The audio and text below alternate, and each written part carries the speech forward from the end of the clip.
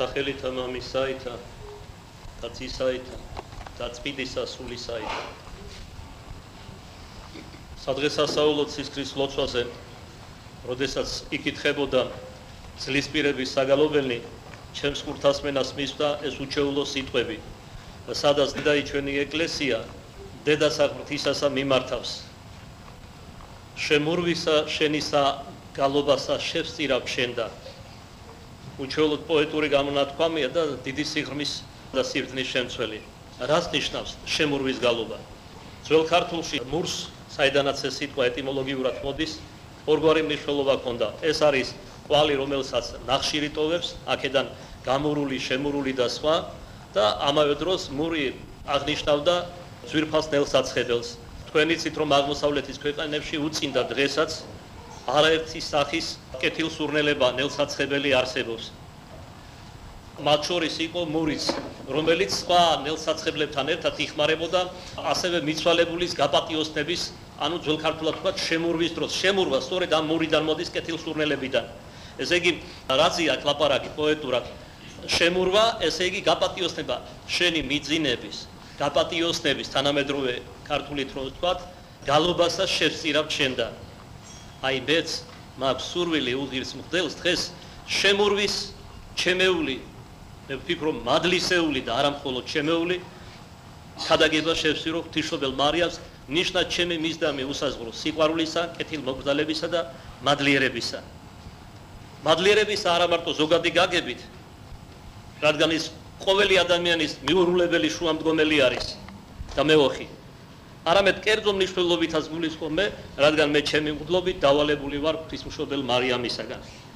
არც თავ მოთნეობით გულუბრალოებაში ვიტყვი, როდესაც საუბარი იყო ჩვენს ხელდასმაზე, სხვათა შორის სასულიერო ვაბარებდი უნივერსიტეტიდან გამოსული გამოცდას, თავისუფალი თემა დავწერე და იქ ორი ეპისკოპოსი ესწრებოდა, მათ შორის ერთ-ერთი რექტორი იყო და ერთმანეთში ვუსაუბრეთ, ეს მე მითხრეს, დამიბარეს, მე ამას რა უნდა ვასწავლოთ, მოდი ვაკურთხოთ. საერთოდ არ ვფიქრობდი კურთხევას, უბრალოდ მაშინ იყო ათეისტური ზეობის პერიოდი, მინდოდა მწაკი ვირწმუნე სარწმუნოებრივ გარემოში ყოფილიყო, რომ ჩემი რწმენა გაზრდილიყო და არ დაგუპულიყო იმ მრავალი საცდურებითა და დაბრკოლებებით, რაც მაშინ არსებობდა ერში.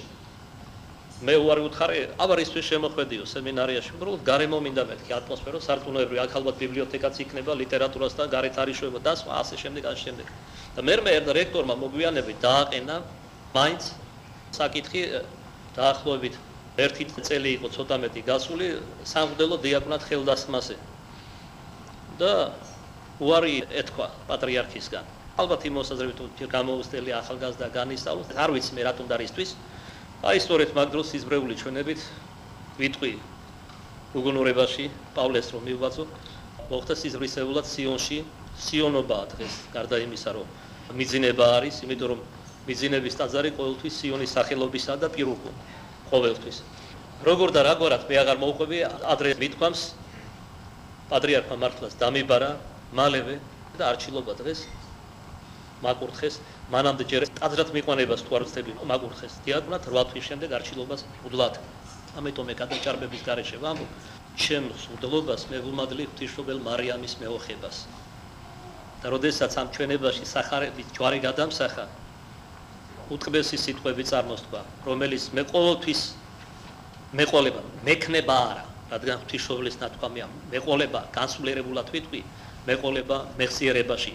რომელიც მე განსაკუთრებით მძიმე წუთებში ჩემი ცხოვრებისა და ასეთი ადამიანებს არაერთი აქვს ცხოვრების განმავლობაში, ყოველთვის მახსოვს, მაგონდება და მამხნევს. შვილო არჩილ, ეს სახარება დღეიდან შენი იქნება, მალე ჩემთან მოხვალ. დედაჩემს გაუმჟღავნე მხოლოდ ამ ჩვენების შესახებ, დედაჩემ აიფიქრა, რომ მალე გარდაიცვლებაო. ქმარი ახალი გარდაცვლილი ყავდა, მაგრამ მალე ჩემთან იქნება აღმოჩნდა დიდუბის ღვთისმშობელში იქნები მალე.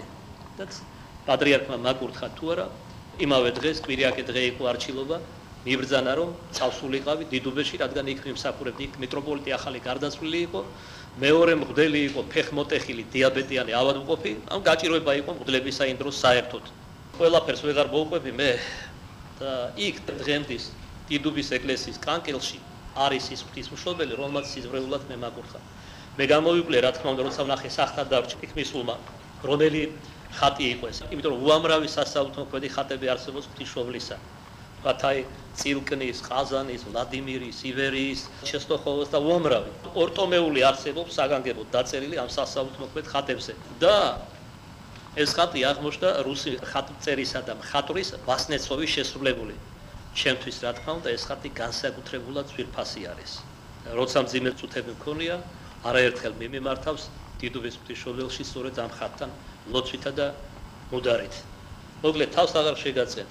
აქედან გამომდინარე, თუნდაც ამ ჩემი სუბიექტური მონათხრობიდან ღვთისმშობლის ყოველი დღესასწაული, ის როგორც თავად ღვთისმშობელი, ჩემზე ძალზედ მნიშვნელოვანი არის მრავალი მნიშვნელობით, როგორც ქრისტიანისთვის, როგორც მღვდლისთვის, როგორც მისგან დავალებულისთვის და მოდის შორს სწავალ სითამამეში, ჩემი მომავალი მეუღლეც სწორედ ღვთისმშობლის ხატის მადლით.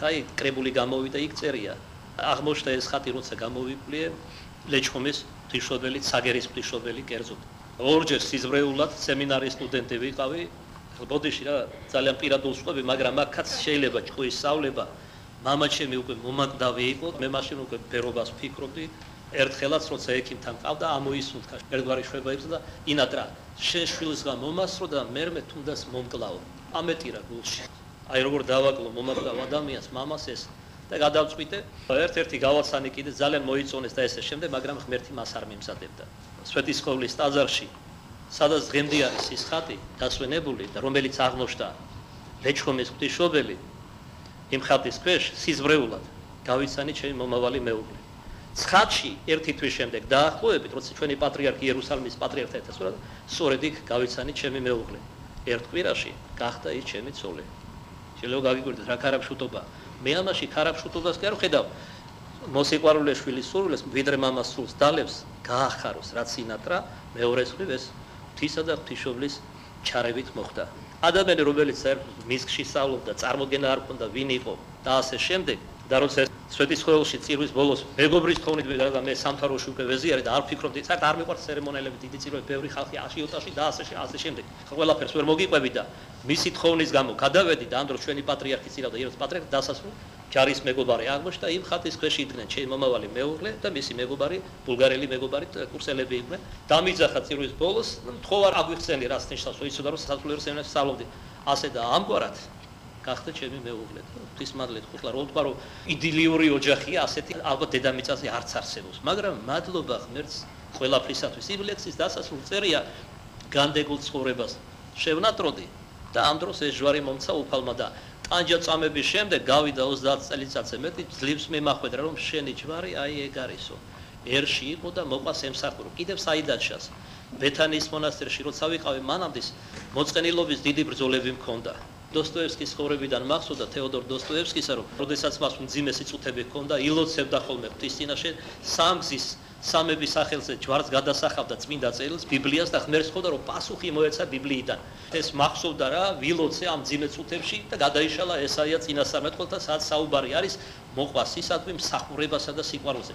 გავიდა დაახლოებით თვენახევარი 2 თვე, გადამიარა ამ ბრძოლება, რადგან ნუგეში მივიდი აქედან და გამხნევება და კვლავ დამეწყო ეს ბრძოლები და ფიქრიც თითქოს ერში დაბრუნებაზე, თუმცა მე არც ახვეცილი ვიყავი, არც მორჩილად კურთხეული და ასე შემდეგ, ასე შემდეგ. როც სურვილი იყო ჩემი ყოფნისა და მომავალში ბერობისა. კვლავ ვილოცე წმინდა წერილს გადავსახე ჯვარი, გადაიშალა ამჯერად მათე მახარებელთან და იმავე სიტყვებით მომართავდა უფალი. შეიყვარე მოყვასი შენი ვითარცა თავითვისი და ბოლოს მომაგონდა ესაა სიტყვით გულისხმა მივიღე რომ შენი ჯვარი არ არის მონასტერში ცხოვრება, არამედ ერში უნდა დაბრუნდე, მოყვას ემსახურო. მე წარმოდგენაც არ მქონდა რომ მღვდელი ვიქნებოდი და ამგვარი იქნებოდა ეს მსახურება და ამით გადარჩები შენ. გარდა მაგისა, როდესაც პატრიარქმა მოგვიანებით უარი თქვა კურთხევაზე, საერთოდ არ მქონდა სულ და მე ერთ-ერთმა იგუმენმა დამცინა კიდეს, არ მინდა ეხლა ამაზე ლაპარაკი. გულხურვალეთ ვედრები უფალსა და ღვთისმშობელ მარიამს თუ ჩემი ცხონებისთვის უმჯობესი იყო მგლოვის ღირსი გავეხადე. რაც ჯერ სიზმრეულ ჩვენებაში და მერმე ცხადში მოგახსენეთ როგორც უკვე მოხდა. ამიტომ მე მემაჩნია რომ ჩემთვის მგლობა არ არის უბრალოდ მსახურება, ეს არის ცხონების ერთადერთი გზა. ჩემთვის პირადად თორემ ცხონების უამრავი გზა არსებობს. ვინ გლახაკთ მოყარებით ცხონდა, ვინ სტუმართ მოყარებით, ვინ ასკეტური მარხვით, ვინ მეუდაბნოებით, ვინ მონოზნოი, ვინ როგორ. ეს არის ჩემი ჯვარი და განგებულება ღვთისა, რისთვისაც ათას მადლობას ვუგზავნი უფალს, თუმცა აქვე არა ფორმალურად გულითადად დავსენ, მე არ ვიცი როგორ გავხდი ღირსი მგლობისა, რადგან ამაზე მაღალი მსახურება ცისქვეშეთში არ არსებობს. ეს არის ანგელოზებრივი მსახურება სრული ამ სიტყვის მნიშვნელობით. იმიტომ არის რომ დრო და დრო სამღვდელო პირი თუ ოდნავ მაინც სინანული ცხოვრობს, ვარდება ღრმა სინანულში, რომ ის არის მღვდელი. არ არის არანაირად ამისი ღირსი, მაგრამ იცით დღეს როგორი დღეა მე-20 და 21 საუკუნეში უძაღლო ქვეყანაში კატებს აყეფებდნენ. დიახ, მე ვარ ის კატა, რომელიც ძაღლებ ვყებ და ერთ-ერთ ლექსში, რომელიც თქვენ მოგიწვენით, უკანასკნელ ლექსში მრევლისთვის ასე წერია, ფრჩილებში იმ ლექსისა, ბაყაყს ვადარებს საკუთარ თავს დავითის ცხოვრება სინასარმეთველისას ვიგონებ რა, თუ თქვენ მიგაჩნიათ რომ ეს არის გაუთავებელი ყიყინი კაკოფონიური ბაყაყისა, ჩვენი ვრცელი საუბრები და ქადაგებები, მოიგონეთ მეთქი მრევლს მოგმართავ დავით მეფის ცხოვრებიდან, რომ მან ბაყაყს ჯერ არ უსმინა, შემდეგ უსმინა, რადგან ადამიანურად დაელაპარაკა და ამის შემდეგ შთაგონებული ფსალმუნი დაწერა. ერთ-ერთი ყველაზე უფრო პოეტური და ღრმა ღვთისმეტყველების შემცველი ფსალმუნი ყოველი სული აქებდით უფალსა. და თქვენც მეთქი ბაყაყს მისმინეთ ჩემს ხიხინს, რომ თქვენც ყველანი აქებდეთ უფალს. საერთოდ ეს არის დანიშნულება სამღვდელო ქადაგებისა. ამას იმიტომ კი არ ვამბობ, რომ ვიღაცამ რაღაც თქვა, ან შეიძლება თქვას და წინასწარ თავი დავიცვა. საერთოდ აღარ მოქმედებს არანაირად არც თქვენგან ქება და არც თქვენგან ძაგება. ახალგაზრდობის ეგ ჭაბუკური პერიოდი ღვთისმადლით დიდი ხანია გადავიარე. შორს გაგვიტაცა სიტყვამ, როგორც საერთოდ სიტყვას უძლოს შვევია, თუმცა მე არ ვფიქრობ, რომ არსებითად მოვწდით ძირითად სათქმელს. ღვთისმშობელ მარიამის მიმართ თუ გნებავთ ამ თქვენ როგორც იტყოდით ლირიული წიაღსვლებით, ვეცადე კიდევ ერთხელ მადლიერება გამომეხატა ადამიანურად. მას დე შევსთხო სული წმინდას და მისი საფრთხო მადლის მოქმედებას, ეს ჩვენი მცირე ქადაგებაც ღვთისმშობელ მარიამის შემურვის ქადაგება იყოს, ანუ მისი მიძინების ქადაგება იყოს პირველ ყოვლისა. ჩვეულებისაებ, როდესაც ახლობელი ადამიანები ჩვენგან მიდიან, გარდაიცვლებიან, დებიან, ჩვენ მათ დავსტირით, ურვასა და გლოვას, გოდებას ვეძლევით.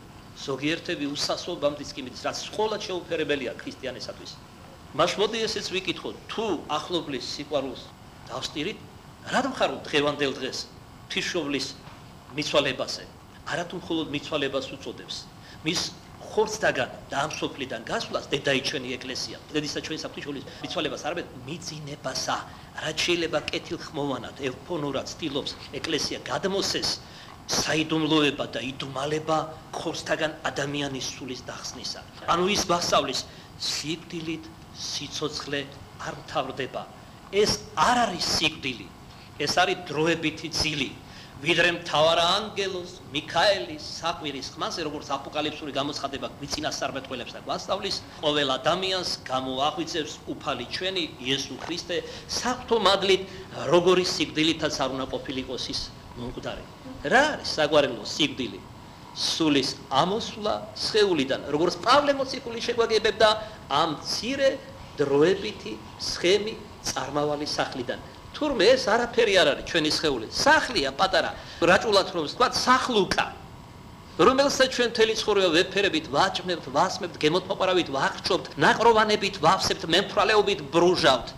რას არ ვაცმებთ? დღეს უკვე აღარ ვაცმებთ, დღეს ვხდით მას, მაგრამ ესეც მოდა. ესეც სამოსელია თავისებური ქარაფშუტობის უმაღლესი გამოხატულებით. მაშინ როცა სამოსელი ჩვენი დაცემის სიმბოლოც არის და ღვთიური წყალობისაც, რომ ამ უხეში კრეცამელით, როგორც იოანე დამასკელი ამბობს, ჩვენი სული შემოსამ, ჩამოუშვა ეს უხეში კრეცამელი გონების თვალზე, რომ დემონურ სამყაროს ეშმაკისას არ ვხედავდეთ და გამოდვებულ ძრწოლაშიში არ ვყავდეთ და მონობაში ეშმაკებს. მეორეს მხრივ, სხეული ისეთი როგორიც მოგვანიჭა უფალმა, იგივე დამასკელი ამბობს, არის ამავე დროს დაცემის ნიშანიც, იმიტომ რომ ადამ და ევას ჩვენს პირველ მშობელთ, ვიდრე ღვთიური დიდება ჰქონდათ შემოსილი, ვიდრე ცოდვით დაცემამდე, ეგევით არის სხეული, ჩირქი და მატლი არ ქონიათ. და დაკარგეს რა დიდება, ისინი ხრწნილებას მიეცნენ. მაგრამ მოვიდა ქრისტე მაცხოვარი, შეისხნა სწორედ ეგევით არის ხორცნი, ყოველივე კაცობრივი ბუნებიდან მიიღო გარდა ცოდვისა, რათა ხრწნილებისაგან სწორედ და სიკვდილისა, ჩირქისა და მატლისა, ეშმაკისა და საფლავთაგან ვეხსენით ჩვენ კაცთა მოდგმაი. ყოველ სიტყვას თუ გამოვეკიდებით, ალბათ ჩვენი საუბარი დაიღვრება ნაკადულებივით. ამიტომ ვეცდები შევეცოთ ზოგი რამ.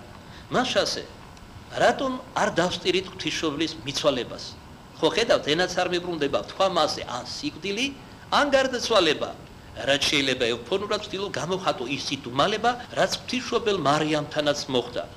მოვიდა ის, ვინც არ უნდა მოსულიყო და გავიდა მისი სული ხორცდაგან, მაგრამ გავიდა არა თავი თვისით, არც ანგელოზთა ხელით, როგორც ჩვეულებისათვის კაცთა მოდგმიდან გადიან.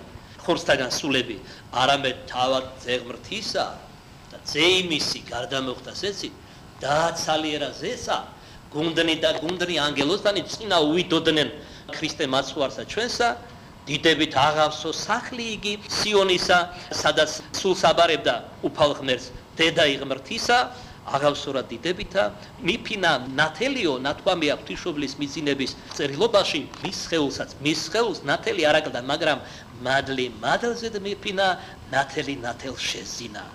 და უკვე ნათდებოდა ყოველივე ირგვლივ მათ შორის მოციქული არა მარტო სახლი, არათუ მხოლოდ უშუალოდ ღვთისაგან, არამედ ღვთის მიერ ღვთისმშობელზე მიფენილი ნათლითა და მადლით ნათლდებოდა ყოველივე გარეშემო.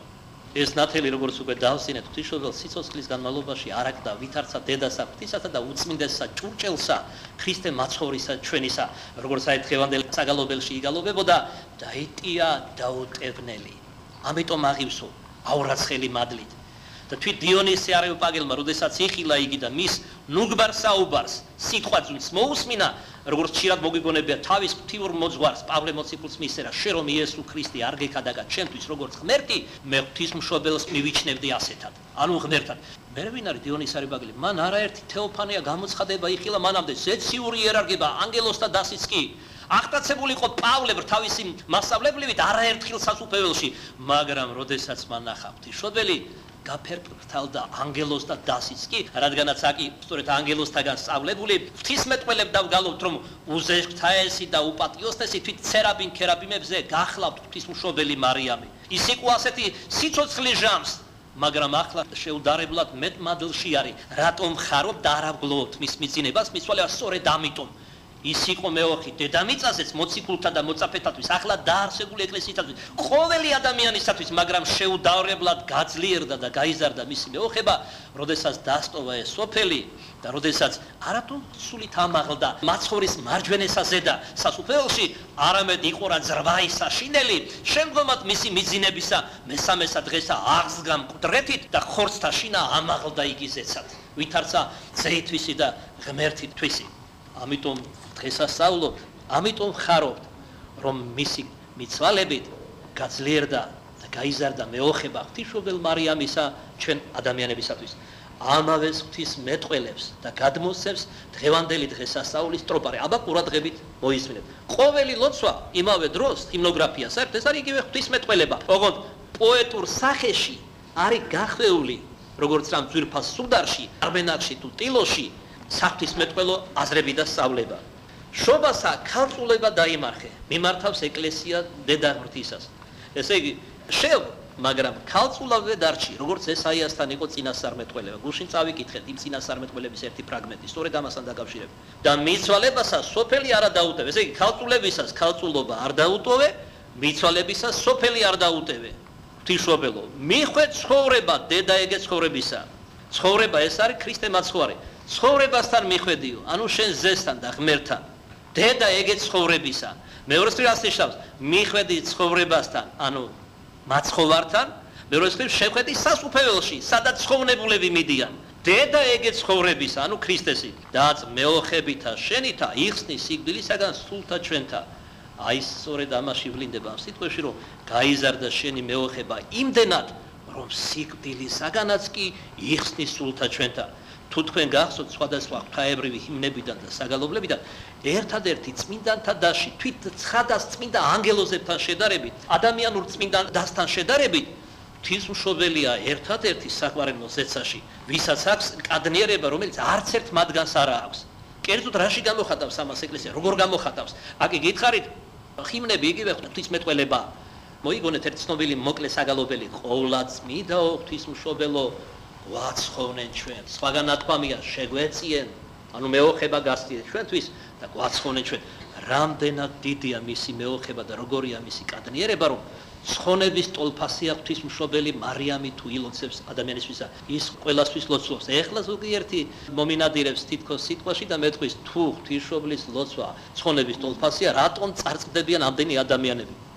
თქვენ დაგავისდათ საყვარელო, რომ მისგან ხორჩესმულმა ღმერთმა ყოველი ადამიანი ხატათვისაც შექმნა და თავისუფალი ნება მისცა.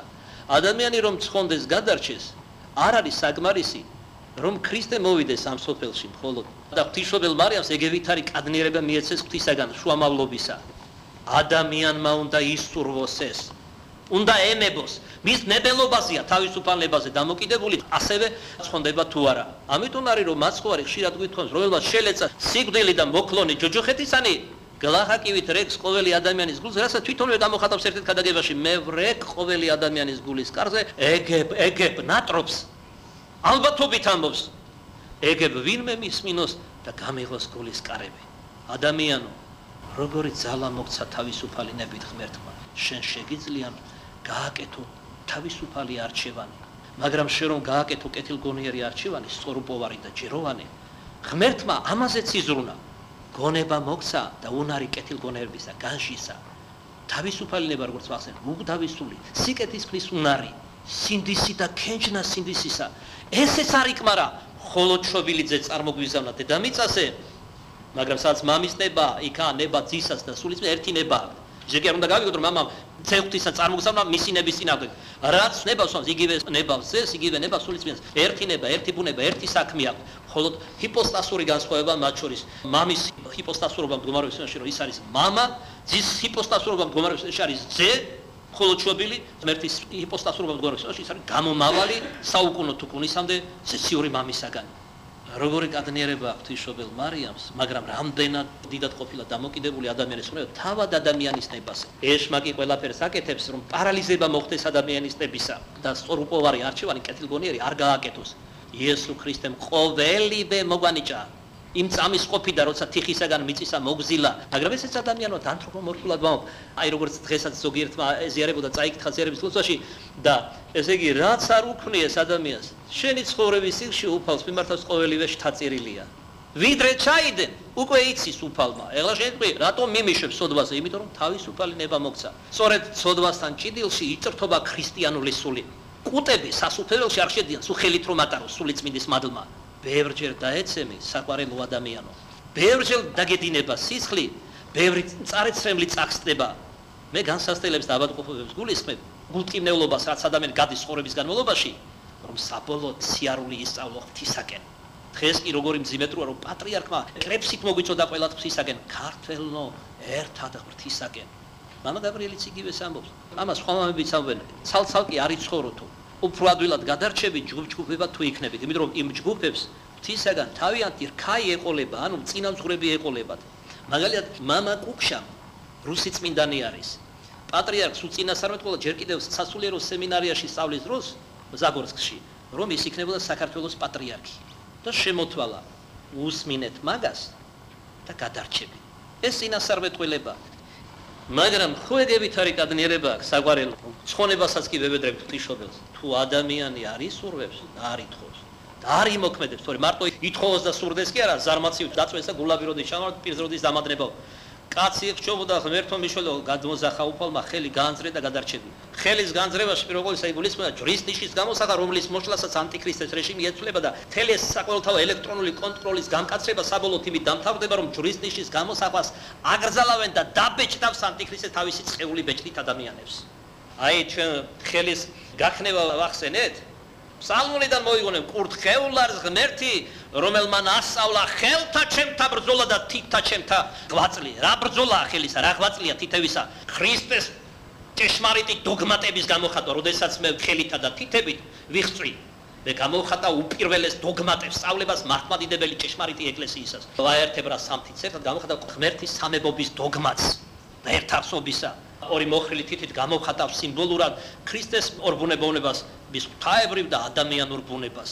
ხოლო როდესაც მე ხელი მოქმედებაში მომყავს და ჯვრისნის ვისახავ, ამით ვიგონებ ქრისტეს მხსნელნებებს, რომლითაც გამოსყიდული ვართ, როგორც პავლე მოციქული გვასწავლებს, ზვირფასი სისხლით ხარ, ჯვარზე დათხეული სისხლით გამოსყიდული ცოდვისა და სიკვდილისაგან და გარდა მაგისა რომ ვიგონებ მე ბიბლიურ ჭეშმარიტებას, რაც მოხდა 20 საუკუნის წინათ ჭეშმარიტად. გარდა ამისა მე თავს ვიბეჭდავ ნიშნით ძისა კაცისა, რომელიც გამოჩინება არს უკანასკნელსა ჟამსა, როგორც ნაწინასწარმეტყველები აპოკალიფსურ გამოცხადებაში.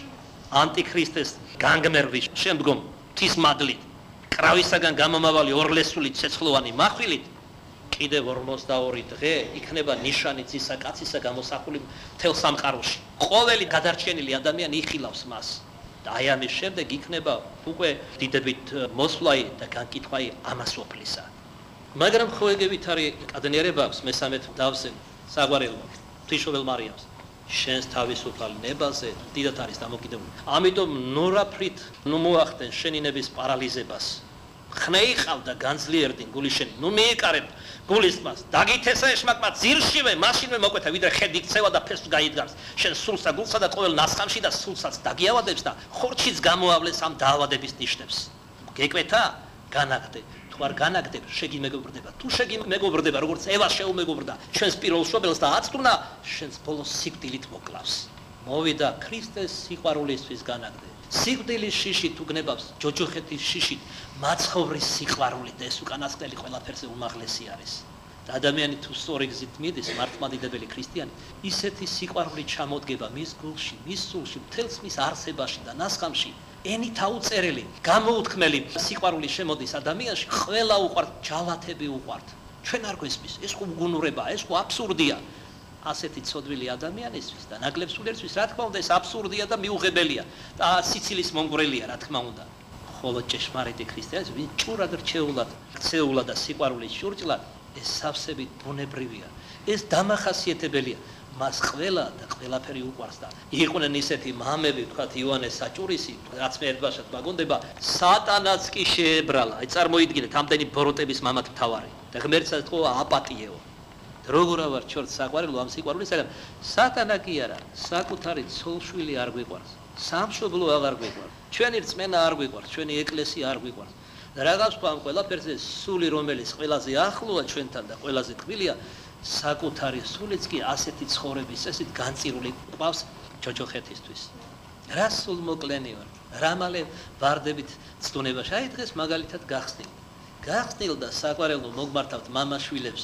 იმას კი არ ნიშნავს რომ დათვრეთ, გაიბრუჟოთ, მუცელი ამოიყოროთ და ვეღარ ისუნთქოთ სახსნილოდ.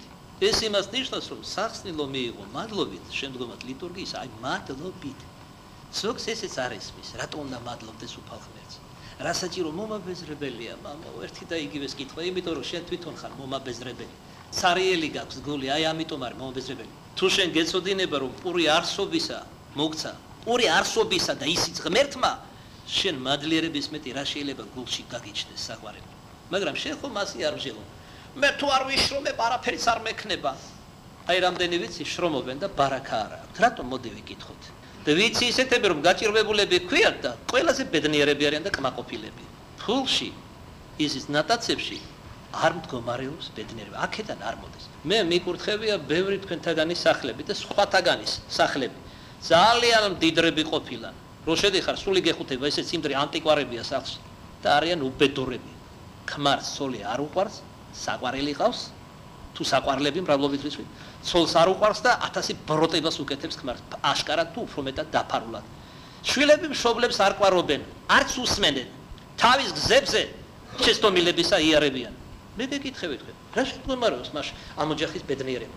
ისინი ბედნიერები არ არიან, ისინი არიან უაზროდ დიდრები. ასეთ დიდრებზე თქვა უფალმა ახალგაზრდა ჭაბუკის მისამართი და ასეთების მისამართი. დიდარი ძნიად შევიდეს სასულიეროში. იმას კი არ ვთქვი რომ დიდარი საერთოდ არ ცხონდება, თქვენ გიყვართ ამ სიტყვას, მაგრამ აბსოლუტურად არ ცხონდება არც ერთი დიდარი. ერთი აბსოლუტურად მნიშვნელობა არც იცის ბერმოდა, აბსოლუტურად თავისთავად ნიშნავს. თავისთავად დიდარი კი არც ღარიბი არ ცხონდება, მარტო სიღარიბე კი არ ცხონებს ადამიანს. გლახაკი ლაზარე იმიტომ კი არ ცხონდა რომ გლახაკი იყო და პური ენატრებოდა, იმიტომ ცხონდა რომ მადლობით ითმენდა ამას. საკუთარ ცოდვებს მიაწერდა თავისად ასეთ ყოფასა და მდგომარეობას. ან თავისთავად ის მდიდარი ლაზარეს თანამედროვე იმიტომ კი არ წარწყდა და იმიტომ კი არ აღმოჩნდა თავი რომ მდიდარი იყო უსაზღვროდ. იმიტომ რომ გლახაკს მოყარი არ იყო. როგორც ოქროპირი კარგად ამბობს, ხატოვნად ვერც ერთი მდიდარი ვერ შევა სასუფეველში თუ გლახაკები მათ არ შეიყვანენ. თუ მოწყალებას არ მისცემს და მოწყალებული არ იქნება, ვერ შევა სასუფეველში. თავისთავად ბოროტება არ მდგომარეობს. სიმდიდრეში თავისთავად სათნოებას არაჩენს სიღარიბე. მე მინახია გაბოროტებული ხატაკი და ღარიბი ადამიანების, გაცეცხლებულები. ღმერთსაც გმობენ, მშობლებსაც რომ არაფერი დაუდ და ასე შემდეგ და ზოგიერთ მათგანს ასეთი ფილოსოფია, ასე ვთქვათ, კახური ფილოსოფია. შვილი მამას რომ ეუბნება, მამი 40 წლამდე შამინახე და 40 წლიდან მერე შვილები შამინახავენო. აი ზოგიერთი მოტრუკი შვილები, ჩვენს ყავს ასეთი შვილები, დღესაც ასე აზროვნებენ. შევდივარა სიბერეში თანდათანობით სიჭარმაკიდან. ჩემთვის უფრო ადვილი მისახვედრია რა არის სიბერე. ძნელი ყოფილა სიბერე, ზოგიერთი ამას ღიღინებს სიმღერად. და როცა შეხვალ სიბერეში, როცა 1000 გაჭირვებას ნახავ სიბერისეულს, სნეულებებს გულისხმობ პირველ ყოვლისა. და თუ სამწუხაროდ მოხდა ისიც, რომ შვილებს არ უყვარხარ და უმადურები არიან და ჭიქაწყლის მოწოდებაც ეზარებათ შეთვის და არ უნდა ზოგიერთ შემთხვევაში, აი მაშინ კი თავში შემოირთხამ და იგლოვ სიბერეს. თორე სხვა მხრივ მონეტას ორი მხარე აქვს. სიბერე თავისთავად ბოროტება არ არის. სიბერეს კი ახლავს ნეულებანი და უხერხულობანი სიბერისა, მაგრამ ეს არის სიკეთე. იცით რატო? სიბერეში ადამიანი ვარდება უფრო მეტად სინანულში, თავისი უძლურების გამო.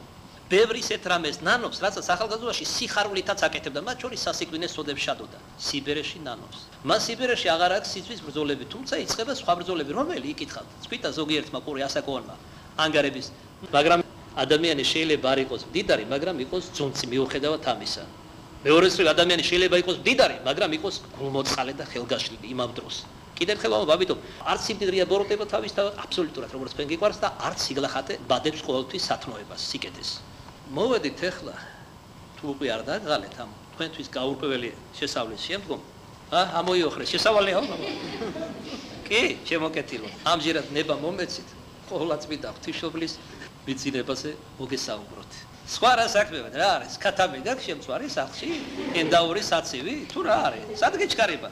მიხვალ როგორ მე მილას ლასტები მე რომ დაგღლი აქ იმის შემდეგ. და მე ისე დაგღლი რომ მაინც და მაინც თავი გემოთ მოყარების და მეფროლეობის აღარ გექნება და ამაშიც დიდი სიკეთეა საყვარელი. თუმცა მე ესროდი მამოძრავი არამედ ყოვლადწმინდა ღვთისმშობლის დაუოკებელი სიყვარული, რომელიც ბუნებრივად როგორ შეიძლება ადამიანმა გამოვხატო? შევასხა მას, ხოთბა შევასხა.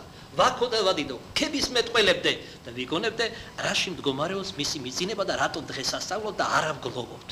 მას შემდგომ რაც უფალი ჩვენი იესო ქრისტე ამაღლდა ზეცა, რა თქმა უნდა, გახსოვთ წმინდა წერილიდან 11 მოციქული წაიყვანა ღვთისმშობელ მარიამთან და აღიყვანა ბრძანა მათ ელეონის მთაზე. უკანასკნელი კურთხევა მისცა მას, განართხარა ხელები ჯვრისნიში გამოსახა და აკურთხა ჯვრისნიშით.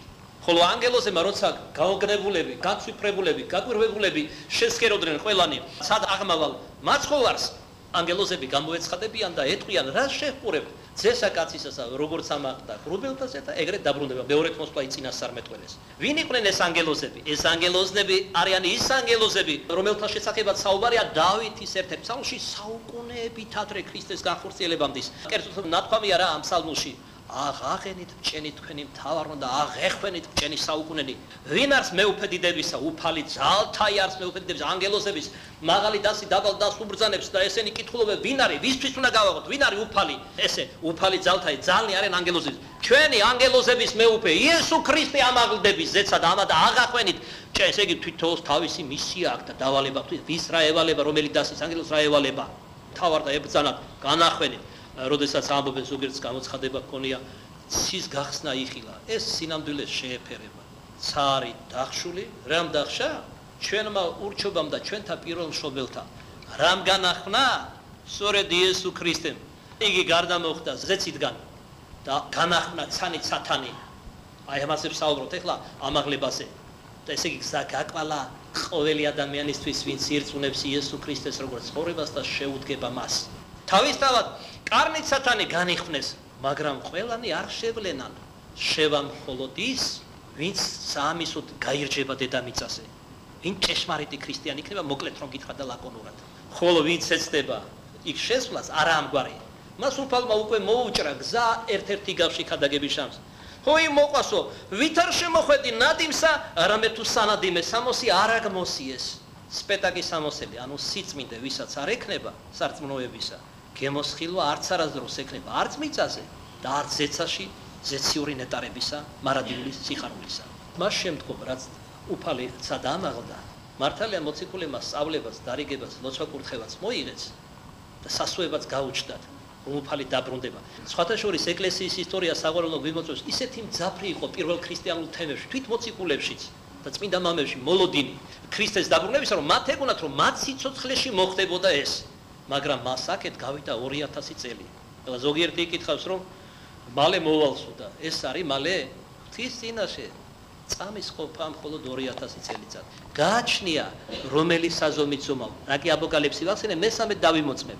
ამ აპოკალიფსური სწავლებით სამგვარი საზომი არსებობს საგვარი ადამიანური, რომელსაც ჩვენ ფლობთ და ვსარგებლობთ, რომლითაც ანგელოსური და საზომი ღვთიური. ღვთიური საზომი ეს წამის ყოფა მხოლოდ. ჩვენთვის რაც ბევრია, ღვთის წინაშე არაფერია. მარადისობაში წვეთიც არ არის ის, რასაც ადამიანი დიდხანს სიცოცხლეს უწოდებს, ან საუკუნეებს და ათასწლეულებს თუ გნებავს. მაგრამ მრავალი ნიშანი აშკარად აჩენს დღეს და აჩვენებს, რომ მოახლოვდა უფლის დიდებით დაბრუნება. მართალია სწავლება ნუგეში ყოველივე მოიღეს, გახარებულები ნათქვამი ამახრებდა დაბრუნდნენ შინ და განუშორებლად იყვნენ თასიონზე და უფლის თათარი წოდებული ფსალმოში, ლოცულობდნენ და სასუებით ელოდნენ აღნათქვამს. მაგრამ ისინი ადამიანებად რჩებოდნენ. ამიტომ მათ ჭირდებოდათ გამხნევება, თუ გამხნევება უფალს დაშირდა გეციმანის ბაღში ყველაზე ახლობლები წაიყვანა, ჟამერთი ფხიზლეთოს თხოვა კიდეს დაიმდაბლა თავი მოციქულების წინაშე, რომ ადამიანურად როგორც ზეკაცისას მიიღო ეს გამხნევება და სამჯერმე დაძინებული ნახა ისინი, თუ ეს უფალს დაშირდა, როგორც ჭეშმარიტი კაცის ბუნების მქონეს, რადგან არაზმანებდა ჭეშმარიტად განკაცდა იგი, ჩვენ რა თქმა უნდა მეტად დაშირდა თით მოციქულებსაც. ვინ იყო მათი მანუგეშებელი? მათი მანუგეშებელი სული წმიდასთან ერთად, რომელიც უხილავად იქს, ხილულად იყო ღვთისმშობელი მარიამი. როგორც მიძინების საფრთხო ისტორიაში და გადმოცემაში ვკითხულობთ, ღვთისმშობელი მარიამი მათთან ერთად ასწავლიდა ღვთის სიტყვას. ისინი ხშირად ერთად ლოცულობდნენ. ვინ ისინი? ღვთისმშობელი და ქრისტეს მოციქულები და არა მარტო მოციქულები, არამედ მოწაფეები, რომელიც ქრისტეს ამაღლებამდე 500-ზე მეტი ყავდა, როგორც პავლე მოციქული ვიმოწმებს. ის ხშირად მოუთხრობდა, ეკითხებოდა რა მაცხოვრის მუცლადღებაზე, შობაზე. მერმე და მერმე გაჩნდა აუცილებლად, რომ ქრისტიანული თემები გაიზარდა და ხმას ყველა ღვთისმშობელი და მოციქულები ვერ მიაწვევდნენ ამგვარად, რომ არა მხოლოდ სეპირ, არამედ დაწერილი გზითაც გავრცელებული იყო ღვთის სიტყვა. ამან მოიტანა აუცილებლობა და დაიწერა. ჩვენ დღეს აღვიარებთ კანონიკურად 4 სახარებას მათესაგან, მარკოსაგან, ლუკასაგან და იოანე ღვთისმეტყველისაგან. თუმცა მე მინდა გითხრათ, რომ სხვა სახარებების დაიწერა არაერთი, მაგრამ კანონიზირებული იქნა მხოლოდ ეს 4 სახარება და სავალდებულო და კანონიკური ჩვენთვის ეს 4 სახარება, თუმცა შეიძლება ვიც უკვე ღვთისმსულიერია მოძღვრის კურთხევით, არა კანონიკური და მათ შორის შეიძლება აპოკრიფული სახარებებიც კი იკითხოს და ზოგი რამ, იმიტომ რომ იქაც ზოგიერთ არა ერთბაშად ზოგი რამ კანონიკური შემორჩენილია იმ სახარებაში გადმოცემაში. მაგალითად, თვით იუდა რა ისკარიოტელმა თავის ეპისტოლეში ციტატა მოიტანა აპოკრიფული გადმოცემიდან, რომელიც არ არის სავალდებულო და არც ავტორიტეტულია ეკლესიისთვის. იმიტომ რომ სწორედ ეს ცნობა იყო ავტორიტეტული. ეშმაკსა და თავარანგელოს ბრძოლა რომ ჰქონდათ მოსეს საფლავისთვის. ესე იგი ეშმაკს უნდა მოსეს საფლავი ებრაელებს ოდნოდა, თავარანგელოსმა დააფარა ებრაელთან. რატომ? იმიტომ რომ გაღმერთებისკენ კერპთაგონე მიდრეკილება ქონდათ ებრაელებს, ამიტომ რომ არ მოხდარიყო გაკერპება და გაღმერთება მოსესი, ღმერთმა სათნო იჩინა მისი საფლავი დღემდე არ იციან ებრაელებმა. სად არის?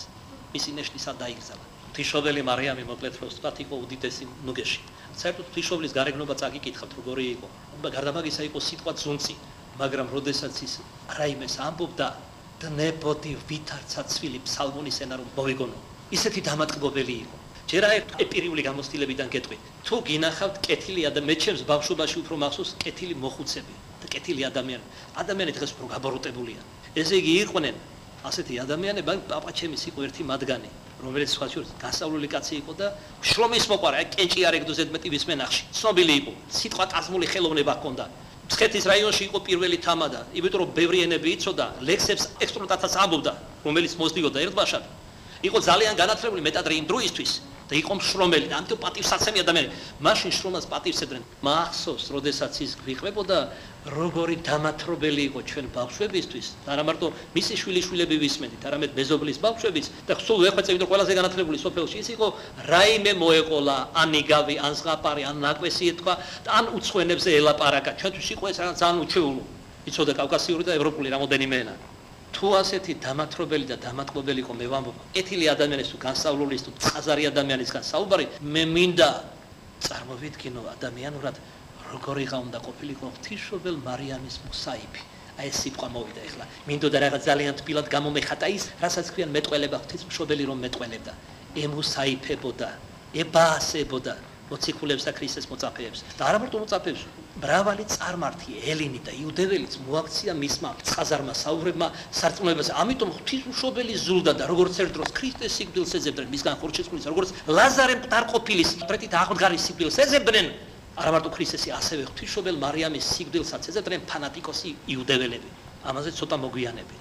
ღვთისმშობელი იყო მათთვის ნუგეში არა მარტო იმიტომ რომ დედა იყო ღვთისა როგორც ასეთი აი ეს იყო თუნდაც ნუგეში მხოლოდ ესეც კი დიდ ნუგეში იყო არა მარტო თავის საუბრით თავისი იერითაც კი სიარულის მანერაც კი ჰქონდა მას ღვთივსულიერი ზოგიერთს გაუკვირდება გადით გარეთ ჭაკი ცხენებივით დადიან ქალები დღეს დედაკაც არ ვიტყვი იმაცი ვაზვიადებ რამე ეს მოიტანა სითამამემ აი მოციქული ტიმოთეს რო არიგებს რომელიც მიცინებას პავლეს საერთოდ გამოეცხადა ღვთისმშობელ მარიამს ამბობს რომ ცოლს უფლებას არ ვაძლევ მთავრობდესო ქმარზე დღეს როგორ არის ოჯახის უმეტესობაში ცოლები მთავრობენ ქმრებზე ჩალის ფასი აქვს კაცს აი ჯვარი გამისახია მომისვენი აღსარებაში საერთოდ დავრჩენილო ცოლს ეუბნება რა გოი მიხარო ციტატა მომაქვს წადი შარვალი ჩაიცვი მოკლე კაბა ჩაიცვი დეკოლტე ჩაიცვი ჩემთან ერთად დალიე სიგარეტით გააბოლე და მოსაწევს მოგიტან და ერთ გაგასიჯე გოიმო რა არის ეს გაოგნებული ქმარი ცოლს აგულიანებს ცოდვაზე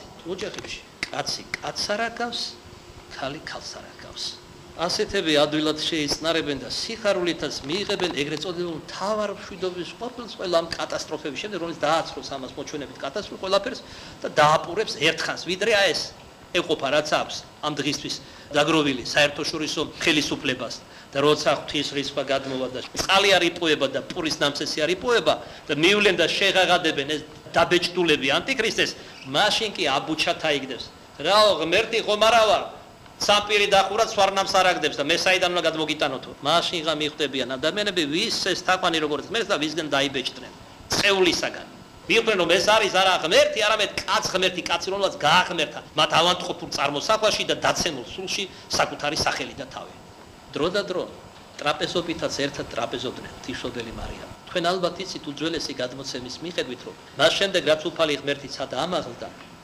სუფრის თავში ერთ ადგილს და პურს ტოვებდნენ მაცხოვრისათვის მიზინებასაც მოხდა იგივე და რად გარდაისახა ეს შეუძლება ცოტა მოგვიანებით ვისაუბროთ დასასრულ ამას ამის შემდგომ თუ არ ვწდები 53 წელს ჰეროდე მეფემ დაიწყო პირველი დევნა ქრისტიანებისა რომ იამებინა იუდეველები ეს ფანატიკოსები ქრისტეს მოძულები და პირველი დიასპორაც ანუ გამბნევაც ქრისტიანების მაშინ მოხდა უფრო მეტიც ქრისტიანულ თემს გამოეცხადა უფალი ღმერთი ზოგიერთს მათ შორის და უბრძანა რომ ყველა ქრისტიანს დაეტოვებინა საჩქაროდ იერუსალიმი და შორს გადასახლებული იყო ამ ქალაქიდან.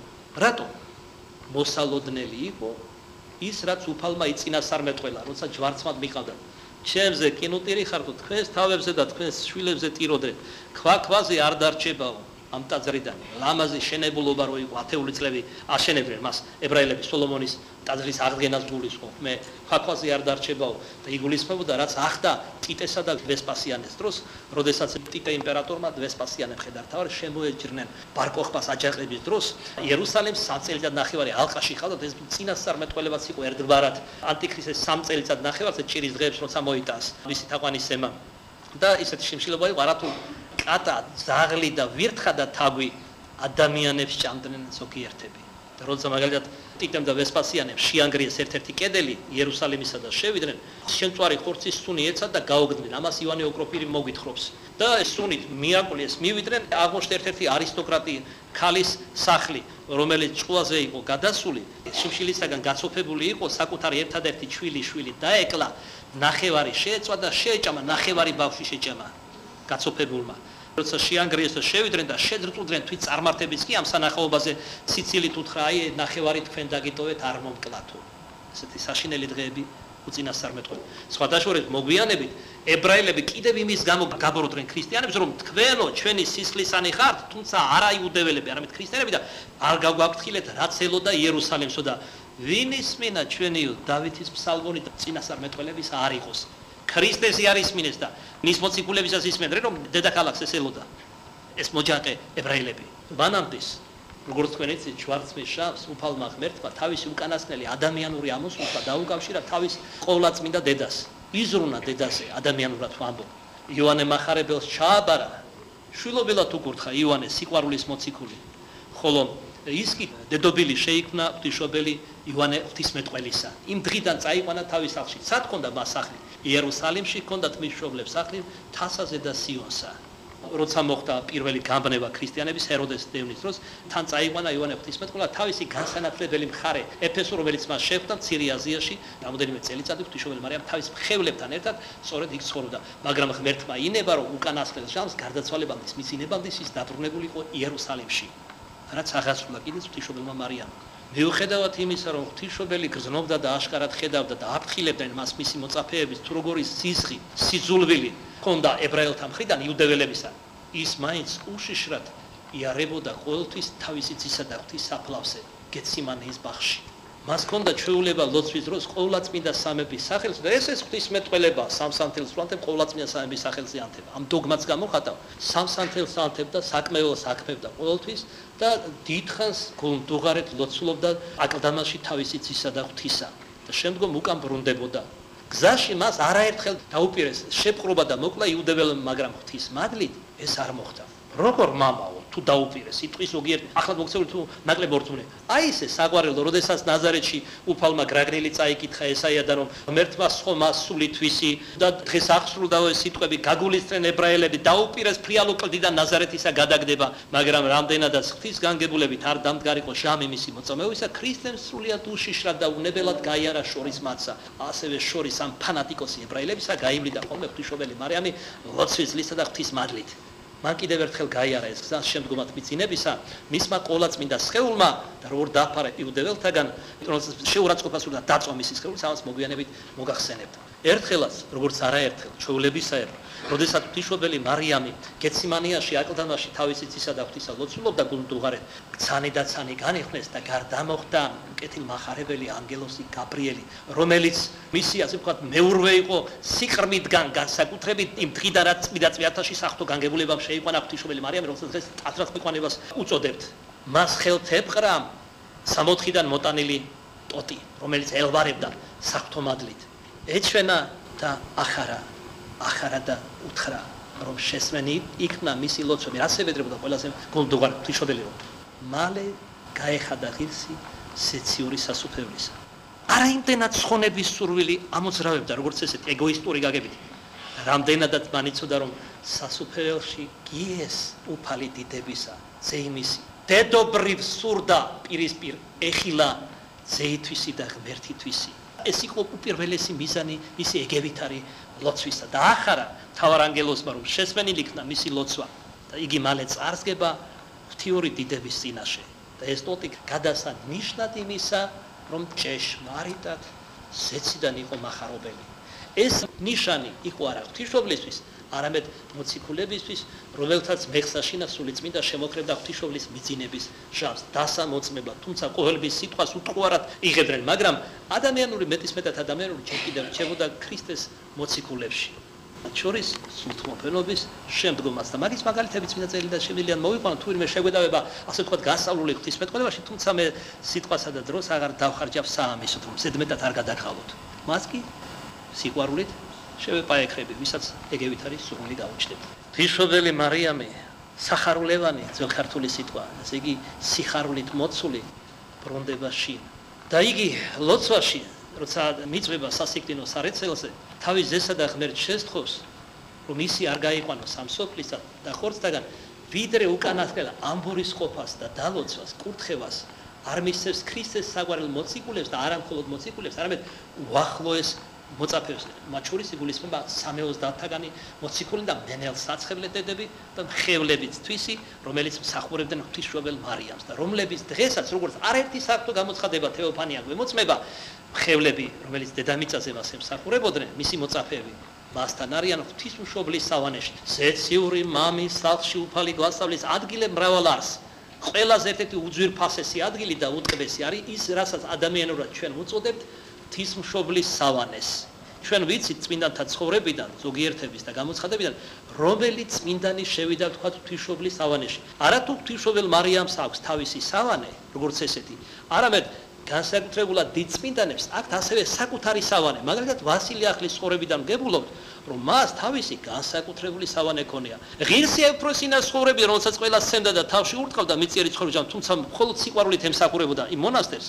არა თუ ქონდა როგორც ასეთი სიცოცხლეში როცა სხვებს ეძინათ ეფროსინე იქ იღებდა ნუგეშს და სიტყვოებას ადამიანთაგან შეურაცხყოფილი და დევნული დამცირებული ესევე თუ თქვენ მოძღვართა შორის ვინმე გამართლდება გარდაცვალების შემდგომ თქვენ იქნებით თქვენი მოძღვრის სავანეში თქვენი მოძღვრის სავანე სად იქნება თქვენი მოძღვრის სავანე იქნება ღვთის სასუფეველში თუ გადარჩა გიორგი იქნება იოანე თუ სხვა გიორგი ხოლო ვინც თქვენ შორის განსაკუთრებულად განითქმება და საფრთხო განგებით განსაკუთრებული ჯვარი ექნება ის უფრო მაღალ სავანეში იქნება იქ ყველა გახარებულია ყველა ნეტარებს არავის არაფერი არ აკლია მაგრამ სიხარულზე მეტი ეძლება ვინც ესე იგი ამაღლებულ და ამაღლებულ სავანეს განვლის სავანე კი არა საყვარელო ანდრია წალოსის ხორებიდან თუ მოიგონებ როდესაც ახტაცებით მიხავს გამოცხადებით სამნიცანი რომ გაიარა ნახა ჯვრის ნიში გარშემო ანგელოზები უგალობდნენ და წმინდანები და ჯვრის ელვარება და ნათელი თანდათან მატულობდა ესეც კი მატობს ერთმანეს ჯვრის სიდიადე და სიკაშკაში რაღა თქვა სავანეთა სიკაშკაშის რამდენად დიდი წმინდანები არიან ისინი მე მოციქულებს გულებს ხოთ დიდ წინასწარმეტყველებს და საფრთხო მამებს ბასილის გრიგოლ ივანეს პირველ ყოვლისა რომ თვით იესო ქრისტეს უშუალოდ მარჯვენით მისა არიან როგორ დიდ სიხარულს როგორ დიდ ნეტარებას აზიარებს ღმერთი ადამიანს რაზე უკრავს ადამიანი ხელს რას აგდებს არაფრად რას უგულებელს ყოფს საცოტავი ღორის ქატოში ცulis ამ მიწიერ მოჩვენებით ბილდ სიამოვნებებში უდიდეს ზეციურ ნეტარებას ისე რომ წარმოდგენაც არ აქვს რას კრა ხელი და რა დაიდო სალაფავად ადამიანმა ისიც ხან მოკლედ წარმავლად ამიტომ ამბობ ხშირად მიხსენებია წმინდა სერაფიმ საროველის ნათქვამიდან ადამიანებმა რომ იცოდნენ რას კარგავენ სამოთხის სახით მეხსეულად შეიცვლდნენ შეხედულებებს და ცხოვრების წესს ჩვენ ხო ამაზე არ ვფიქრობ ეშმაკი ყველაფერს აკეთებს რომ გაგვართოს საჭმელით სასმელით სანახაოდ ეს ხო საერთოდ გართობის ინდუსტრიის ეპოქა ხშირად მithქვია ყველაფერს გვაძლევს ხატოს უხვად გვიყრის დღეს ადამიანებს პურსა და სანახაობას გვაძლევს როგორც ერთ დროს რომაულ წარმართულ მოსახლეობას ჩვენ ნეოწარმართებს ოღონდ ერთ რამეზე არ ვიფიქრობ მოვა ის ვინც არ გვინდა მოვიდეს და გაგვიყვანს იქ სადაც არ გვინდა გავყვეთ ხოლო სიკვდილის ხსენება სინამდვილეში ერთ-ერთი უდიდესი სათნოება რომელიც ადამიანში სინანულს მატებს და სიწმინდის გზაზე აყენებს მას ღვთისმშობელმა მარიამმა ერთ-ერთი თავისი უკანასკნელი ლოცვით ეს არ არის უკანასკნელი ლოცვა მან თავის წილხდომ ქვეყანასა და ერს დაუკავშირა ეს არის მისი ერთ-ერთი უკანასკნელი ლოცვა ღვთის მიმართ დაუკავშირა იმას რომ მეხსაშინა შემოეკრიბა უფალს მოციქულები და უსაყვარლესი მოწაფეები რომელიც ღვთისმშობელს ძალზე უყვარდა რატომ უყვარდა არა მარტო იმის გამო რომ ის წმინდა ცხოვრების ცხოვრობ იმის გამო უყვარდა რომ მათ მისი ძე უყვარდათ და მას ემსახურებდა ჩვენს ხომ გვიყვარს ჩვენი შვილის მოყვარულები ადამიანად რომ მაგისად ასეთი გრძნობას ჰქონდა ღვთისმშობელ მარიამს გულში რა თქმა უნდა მან არის სურვა ეშმაკთა ხილვა საზვერეში არა იმიტომ რომ მას ეშინოდა ეშმაკის რამენაირად არამედ მას არ სურდა ეხილა პირისახე მისი ძისა და ღმერთის მოძულე ეშმაკებისა ისე როგორც მას მოციქულების სახის ხილვა სურვა და ამბორის ყოფა იმის გამო რომ მათ უყვარდათ მისი ძე და მომავალი დიდი მქადაგებლები შეიქმნებოდა აწვე უკვე ქადაგებდნენ ღვთისმშობლის ლოცვით მეხსეულად სულიწმინდის მადლმა აღიტაცა მოციქულები ვინსად რომელ ქვეყანაში იყო ყველანი მეხსეულად აღიტაცა და მეხსაშინა გაშტენ სიონში იმ სახლში სადაც მიძინებას ჰქონდა ღვთისმშობლისას ადგილი და არათუ მხოლოდ აღიტაცა ცოცხლად მყოფი მოციქულები ხუთ მათგანს უკვე მოწამეობით შეესვენა მოციქულებიდან ყდრეთით აღადგინა სულიწმინდის მადლმა და მოიყვანა ის დედა რა ძალა ღვთისმშობლის ლოცვებს ჩვენ ვიცით რომ საყოველთაო აღდგომა მოხდება უკანასკნელ ჟამს ღვთისმშობლის ლოცვით დაირღვა ბუნების კანონები და თითქოს ჟამზე ადრე აღდგენ ეს ხუთი მოწამენი მოციქული მკვდრეთით სათითაოდ მოუხმობდა ღვთისმშობელი მარიამი თავის წინა სასიკვდინე სარეცელთან მოციქულებს ისმენდა თუ როგორ ქადაგებდნენ ისინი ამა თუ იმ მხარეში რაც შადოდნენ რაც გადადიოდნენ ქრისტეს სიყვარულს როგორ ტანჯვას წამებას აწარმატება ჰქონდა და სხვა თუ დევნა თუ შეურაცხყოფა ღვთისმშობელი მარიამის სიხარულით ისმენდა მათგან მოთხრობილს ლოცავდა გულში იკრავდა ამბორს უყოფდა კიდევ ერთხელ მოგაგონებთ ძველ ქართული მნიშვნელობით ამბორის ყოფა არ არის კოცნა ხორციელი ეს არის კოცნა სულიერი სიყვარულის გამოხატულება ხოლო ზოგიერთებისგან მომისმენია გულის თქმით ვაკოცე ქალს რატომ საყვარელო შენი ცოლი არ არის რომ გულის თქმა ჩართო ეგ მართლა კოცნაა და ეგ არის აღხორცობა ამიტომ პავლეს და სხვების ნახე რაც ამბორის უყოფდით ურთიერთას აკოსეთ კი არა ერთმანეს ამბორის უყოფდით პატივისცემის გამოხატულება ქართულში სინამდვილეს სხვა გამოხატულება სიყვარულს ეგრეთ ოდიშელები, მეგრელები ხარზე ემთხვეოდნენ ერთმანეთს. დღესაც უგლებით ჩვენ ხარზე და ხელზე ვეამბორებით ვემთხვევით ერთმანეთს. ეს არის ეთილმოგრძალების და ურთიერთმოგრძალებისა და ურთიერთპატივისცემის გამოხატული. ამაზე მეტი მნიშვნელობა არ უნდა ჩათო თამაში. თორემ ამაზე მეტი არის უკვე სიბირზე და არის ბოროტისგან. და ყველაზე ბოლოს სულიწმინდის მადლმა რუბელმა მოიყვანა პავლე მოციქული თავისი საყვარელი მოწაფეებით, ტიმოთეთი, თიური იეროსთეოსით, წმინდა დიონისე არეპაგელით და ასე შემდეგ. და სათითაოდ ყველას ლოცავდა და ამბორის უყოფდა ღვთისმშობელი მარიამი და მან მადლობა შესწირა თავის ძეს და ღმერთს, რომ შეისმინა მისი ლოცვები და ღირსი გახადა უკანასკნელი ხილვისა და ამბორის ყოფისა ამ წმინდა მოწაფეებისა და მოციქულებისა. უკანასკნელ ცანი და ცანი განიხვნეს და გარდა მოხდა ცხადასი ანგელოზებისა. ბოლოს თავად უფალი დიდებისა, უფალი ძალთაი, უფალი ჩვენი იესო ქრისტე თელის გარემო ღვთიური ენით აუწერელი გამოუთქმელი დიდებით აღივსო. ჭერი აღარ აღიქმებოდა, გაქრა ამ ნათელში. გაქრა ჭერი. მან მიირქვა, ძველ ქართულად ხელში აყვანას, ატატებას, გულში ჩაკრას ნიშნავს სული ყოვლადწმინდა და პატიოსანი დედისათვისისა. აიყვანა უფალმა ნებანება აიყვანა ყოვლადპატიოსანი და ყოვლადწმინდა სული ღვთისმშობელ მარიამისა. უკანასკნელ ცანი დაეხშნეს. ჩვეულებრივი ნათელი დამყარდა, ჭერი აღიქმებოდა. მოციქულები თავდავიწყებაში იყვნენ აქამდე. მოციქულებს არაერთჯერ ქონიათ მათ მოწაფეებსაც თქვა დიონისე რომ ასეთ არეოპაგელი გამოცხადება თავდავიწყება აქედან მოგრილი და სხვა, მაგრამ ის რაც მათგან იცადეს არასდროს არ განეცადათ. თავად უფალი დიდების აიხილეს.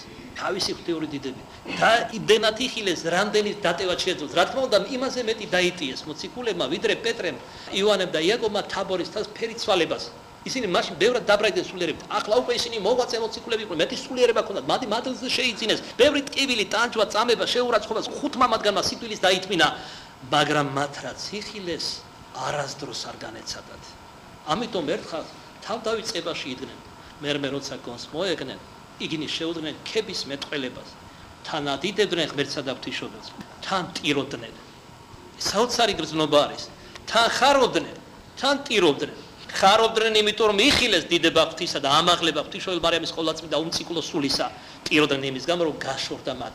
მაგრამ განშორდა კია, აი ჩვენ მალე დავწმუნდებით, რომ არც არასდროს არ განშორებია უფალი, როგორც საუბრობთ, არა უფალი ღმერთი, არამედ დედა ღვთისა არასდროს არ განშორდებია. არასდროს არ განშორდება ქრისტეს საყვარელ მოწაფეებს. იგი არც ჩვენ არ დაგვაგდებს, არ ჩვენ დაგვიტოვებს, მეტადრე რომ ჩვენ ქართველი იბერიელი ღვთისმშობლის სიყვარული ვართ, თუმცა ეს არ გადაგვარჩენს. ეს მეტ პასუხისგებლობას გვავალებს პირიქით ღვთის წინაშე და ღვთისმშობელ მარიამისა. ეს იყო ხუთშაბათი დღე, როცა მიიძინა ღვთისმშობელმა მარიამმა. მთელი ღამე ლოცვა ლიტანიობაში გაატარეს. მეორე დღეს მათ აღიყვანეს თავიანთ პატიოს სამხრებზე საკაცე, რომლითაც წაასვენეს ყოვლადწმინდა სხეული ღვთისმშობელ მარიამისა. სასაქმებლებითა, სასისხლურებითა, კელაპტრებითა, გალობითა, ჰიმნთა, საგალობელთა და სხვათა მიაცილებდა ეს მოციქულებრივი პროცესია ყოვლადწმინდა ღვთისმშობელ მარიამს გეციმანის ბაღისკენ, სადაც მისი წმინდა და მართალი მშობლების აკლდამა იყო. გზადაგზა უამრავი ხალხი, ვინც თანაუგრძობდა უფალს და ღმერთს, შეიძლება არც წამდა, მაგრამ თანაგრძნობა და პატივისცემა ჰქონდა, უერთდებოდნენ. ამან რა თქმა უნდა ვარდლითა და შურით აღავსო ფანატიკოსი იუდეველები. მათ განიზრახეს, ერთმანეთში მოილაპარაკეს, რომ გადმოეგდო ცხედარი საკაციდან ღვთისმშობელ მარიამისა და დაეწვათ ცეცხლში. ერთი მათგანი ათონაი მღვდელი, მათი მღვდელი მიეჭრა სწორედ ამ მიზნით უხილავმა ზალმა ანუ ანგელოზმა ღვთისამან ორივე ხელი მოაჭრა და მოხდა საკვირველება. ხელები ღვთისმშობლის სხეულთან ჰაერში გაჩერდა და სისხლი წვეთავდა მოკვეთილი ხელებიდან. ათონაი შეშინდა, შეძრწუნდა, დაემხო ღვთისმშობლის ცხედართან. მოციქულებმა მუხლი მოიდრიკეს და ღმერთს თხოვეს, რომ ათონაისთვის ეს უმეცრება ეპატიებინათ და ღმერთმა ნიშნად და ნიშად, რომ შეისმინა მათი ლოცვა ვედრება, ხელები აღუდგინა ათონაის. მსგავსი სასწაულის პატს იოანე დამასკელის შემთხვევაშიც მოხდა, რომელიც ჩვენ უკვე ვახსენეთ შესავალში საუბრისა, თუმცა იქ სხვა ისტორია არის, რატომ მოეკვეთა და როგორ აღუდგა ღვთისმშობელ მარიამის. აკი თავად უფლის მიერ აღუდგა ხელები ათონაის. გაოგნებული ათონაი ქრისტიანი შეიქმნა.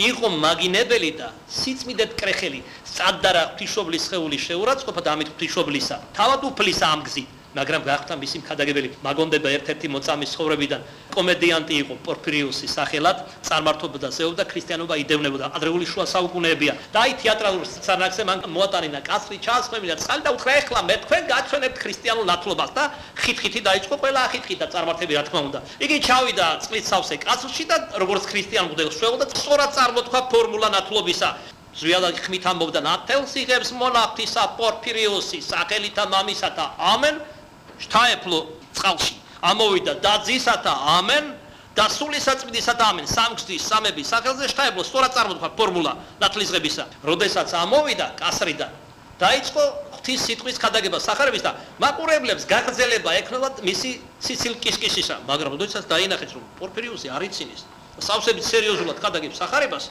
დაიბნენ ისინი ერთმანეთს გადაუჭურჭულეს ბოლოს ესე იგი ქალაქის მთავარმა მიგზავნა თავისი მორჩილები რა შვები შენ სახარებას ქადაგებ რას ამბობ ქრისტე ჭეშმარიტი ღმერთია ის კი ამბობდა დიახ ქრისტე ჭეშმარიტი ღმერთია და რა კი ვერ გადაათქმენეს იქვე სცენაზე თავი მოკვეთეს ჭეშმარიტი სარწმუნოებისათვის ხედავ რა ძალუց სულიწმინდის მადლს იგივე მადლმა ათონაის აღუდგინა ხელები და ღვთის მგმობი და სიწმინდა კრეხელი ღვთისა და ღვთისმშობლის თაყვანისმლად აქცია და ისიც პროცესიას ღვთაებრივი საგალობებით და მადლიერების სიტყვებით შეუერთდა სხვებთან ერთად იუდეველები ამის შემდგომ გონს კი არ მოვიდნენ უფრო მეტად გაგულისდნენ ამიტომ ღვთის ბრძანებით ნათლის ღრუბელი დაეშვა პროცესიაზე ესმოდა ფეხის ხმა საგალობლები მაგრამ ვერ ხედავდნენ როგორც ესეთი პროცესიას ამ ღრუბელმა მიაცილა გეციმანის ბაღამდე ვიდრე არ დაგზალეს ღვთისმშობელი მარიამი აქ კარი დახშეს დაბეჭდეს მოციქულებმა დააყენეს საფრთხო ლიტურგია კვირა დღეს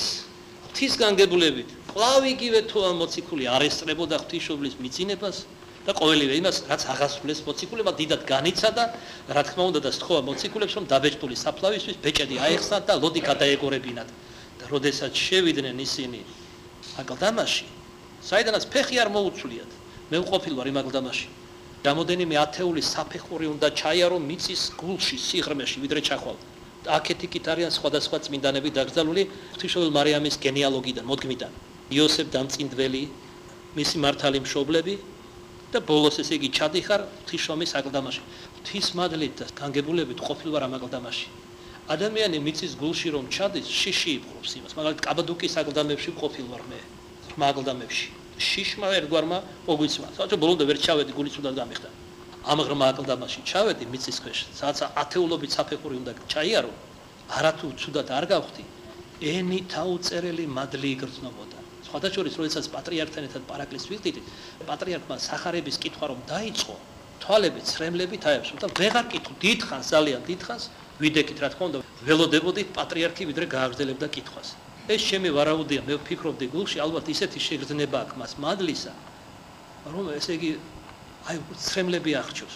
დიდი გრძნობის დროს ხომ თქვენც ასე გემართებათ, ხელში გაწვევათ რაღაც. თვალით ცრემლით გებსებათ. ყოველ შემთხვევაში მე მინდა ვთქვა, დღემდე არის ის აკლდამა, დღემდე არის ის ფიცარი საფლავისა, რომელზეც ესვენა ღვთისმშობელ მარიამის ყოვლადწმინდა სხეული. უბრალოდ მხოლოდ რომ წარმოვიდგე, რომ აქ ღვთისმშობელი ყოფილა და მოციქულებს ფეხი დაუდგა, თუ გალობია და აქ აღსდგა ღვთისმშობელი საფრთხო მადლით, ენი თაუწერელი მადლი, გამოუხატველი მადლი მე რა დამემართა საერთოდ წმინდა მიწაზე, ენი თაუწერელი მადლის შეგრძნება მქონდა, განუწყვეტლივ მინდოდა მეგალობა და მეკადაგებდი ამ პარტნიორებით კი არ მომამას. 4 ავტობუსი იყო, დიდი ხალხით სავსე აქედან 500-მდე ჩასული იყო და მთელი გზა სანამ სულ კადაგებდით. მე ერთი ებრაელი ახალგაზრდა იყო. ახლა თუ კარგად იცოდა, ეჭვი შემეპარა ქრისტიანი ხომ არ არის და მე აღმოჩნდა მესიანელი ქრისტიანი, რას ამბობს? როგორც ესეთი ეკლესიის წევრი ქრისტიანული არ არის, მაგრამ იესოს მიიჩნევს მესიად. იუდეველებს სექტანტებად მიაჩნია და დევნია და სიკვდილითაც კი ხოცავენ ასეთებს. ამიტომ ფარულად სამთ მათ ქრისტე. და ბოლოს ცალკე გამემხილა, იმიტომ რომ ეჭვები გამიშთა, ისე კარგად იცოდა წმინდა წე, ახალი აღქმა, ძველი რომ სოდროდა არ გამიკვირდებოდა, ებრაელი იყო, ახალი აღქმა. ურთიერთ სიმპათია გაგვიშთა სიტყვა, მე ველაპარაკე, რომ ეკლესიის გარეთ ცხონება არ იქნება, რატომ არ იქნება, 1000 დიდიდან ბასით და სხვა შორის ცნობის სადილი ჰქონდა და ხარბად იწვდა ყველაფერს და მე გამომიტყდა ბოლოს ცალკე არა ხალხში რომ ის იყო მესიანელი ქრისტიანი. ერთი სიტყვით სულ კადაგებდი განუწყვეტლად, დაემოწმებიან. იგივე გეციმანის ბაღში რომ მივდივარ აკლდამას გაგვიხედრეთ, ბერძნებმა ტყუილი იკადრეს, რომ წყალდიდობა იყო და ეხლა დატბორილია სავსეა წყლით და ვერ გაგეხსნითო. აი თქვენ თუ ღვთისმშობლის აკლდამას ვერ გაუხტილ და ტყურმა ავსო იგი ჯერ ერთი. მაგრამ მე როცა პატრიარქის ზარი შემოქრეს, უბარი ვეღარ გაბედეს და პატრიარქს კარი გაუხსნეს. არაფერი ტყური იქ რა თქმა უნდა არის. შეიძლება ქრისტიანმა ეს შორეული ქვეყნიდან ჩამოსულა ღვთისმშობლისა და უფლის სიყვარულისა და ნება არ მისცეს ჩავიდეს მის აკლდამაში. არ მესმის იცი? სად არის აქ მართლმადიდებლობა? აი სად არის? დიდ მედიდურები არიან. თავი როგორც ძველად მიაშნათ, ერთადერთი ცივილიზებული იყვნენ ისინი ელინები. დღეს მიაშნიათ რომ მხოლოდ ბერძნები არიან ჭიშმარიტი მართლმადიდებლები, ყველაზე დიდი მართლმადიდებლები. სინამდვილეში ეს ასე არ არის. მათ 300 წელი ჰქონდათ თურქობა და ჩვენ 300 წელი არავის უღელი არ გაგვიჩერებია. კეთზე და მათი დღევანდელი საგალობლების კი თურქულ კილოზე იგალობება და ქართველებს არათუ არ შეგვიძლია კილო კიდევ უფრო დაიხვეწა ჩვენი ღვთაებრივი საგალობლები. ვერც რუსიფიკატორულმა პოლიტიკამ, ვერც თურქობამ, ვერც არაბობამ და ვერც მონღოლობამ ვერ შეგვდრიკა ქრისტეს სიყვარულში. მამული რწმენისთვის და მამული საქართველოსთვის იხოცებოდნენ 1000-ობით და 100,000-ობით ჩვენი ქართველი წინაპრები და აი მეც მოგიწოდებთ მივბაძოთ ჩვენს წინაპრებს. არასდროს ქართული სული არავის წინაშე არ მოდრკება, ღვთისმშობლის საფარველი დაცული. ეგეთი რამ არ მოხდება. პირში სული არ ქონდეს მაშინ ქართველებს, თუ ჩვენ ქართველობას, ანუ მართლმადიდებლობას და ჩვენი წინაპრების სულს უღალატოთ. ამენ. რადგანდა მაშინ სიცოცხლე ზაღლი და კატა უფრო ბედნიერი იქნება, თაგვი და ვირთხა თუ ქართველი ქართველობას და მართლმადიდებლობას დატოვებს. შენაგაკ მისია იყო უკანასკნელ შამს ამ დაღუპული ანტიქრისტესაგან დაბეჭდილი ერების მაგვიძარა. ლაზარე იმათ უნდა აღსდგეს მკვდრეთით, რომელიც ხარზღა დაკნინებულია ქართული სული, მაგრამ ჯერ კიდევ ფეთქავს ქართული გული, რომელიც მამულისა, სული ღმერთისა, გვამი ამათი იყოს. უყო რაც უნდა ვერ ჩააქრობენ ჩვენში ჩაუქრობელს ჩვენი წინაპრების ხსოვნას და ლოცვას ყოვლადწმინდა სამებისას და სიყვარულს ღვთისმშობელ მარიამისა და თავად წინაპრებისა. ალბათ იშვიათად ერში ისე უყვარდეს ისე თავისი წინაპრები უშუალოდ და საზოგადოც, როგორც ეს ქართველობაში ჭეშმარიტ ქართველებზე ვსაუბრობ. მერთმა თავისი კაცთმოყვარები დააფიქროს რომ კი არ არიან შექმნილი ლუარსაბ თათქარიძეებად, როგორც სიტყვა შემაშველა ილია მართალმა, ვისი ფრესკაც გადმოყურებს. არამედ ხატად ღვთის არიან გაჩენილი რომ ღმერთს დაემსგავსონ და დაიმკვიდრონ მარადიული სასუფეველი. ენი თავწერელი სიხარული იყო, მადლი რომელსაც ვერ გამოვთქვამდით, რაც ვიგზენით იმ აკლდამაში. სიხარული არაშიში, არამედ სიხარული. ბევრ თვალზე ცრემლი ჰქონდა. საერთოდ ბოლო ჩვენი მომლოცველობა დამთავრდა ჯვრის მონასტერში. ვერ გადმოგცემთ ქართველებო, რა მადლი იგრძნობოდა. აი პირადად მე რაც ვიგზენით სხვის თვალებზე და სახეზე რასაც ვხედავდი. ეს როგორ გითხრათ, ჩვენი წინაპრების სამშობლოში მივედით.